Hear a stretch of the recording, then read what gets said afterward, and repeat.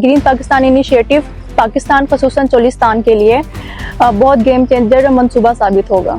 इस मकसद के तहत कॉर्पोरेट फार्मिंग, मयारी बीज, जदीद मशीनरी, जदीद टेक्नोलॉजी और किसान के अंत तक मेहनत की वजह से ज़्यादा मुनाफा बख्श और ज़्यादा पैदावार हासिल की जा रही है चोलिस्तान में। मेरा काम सेंट्रल पिवट इरिगेशन सिस्टम पे है। शुरू में हमने American base central pivot system इधर लगाया थे, चोलिस्तान में लगाए थे, बिल्कुल बैरन सैंड ड्यून थे, और इधर से हमने स्टार्ट लिया था।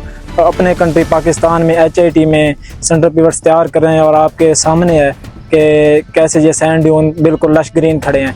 तो basically central pivot irrigation system है, इसको डिज़ाइन किया गया है लेबर शॉर्टेज को देखते हुए, वाटर शॉर्टेज को देखते हुए। इसमें चोलिस्तान में रेत का जो प्रोपोर्शन है सॉइल फॉर्मेशन के अंदर बहुत ज़्यादा है, तो इसमें अगर हम फ्लड इरिगेशन करते हैं तो फ्लड इरिगेशन में बहुत ज़्यादा पानी लग जाता था। जो हमारा सेंट्रल पिवट इरिगेशन सिस्टम है ये बेसिकली पानी के ऊपर से शार्पनिंग करता है और फसलों को उतना पानी देता है जितनी फसल को ज़रूरत होती है।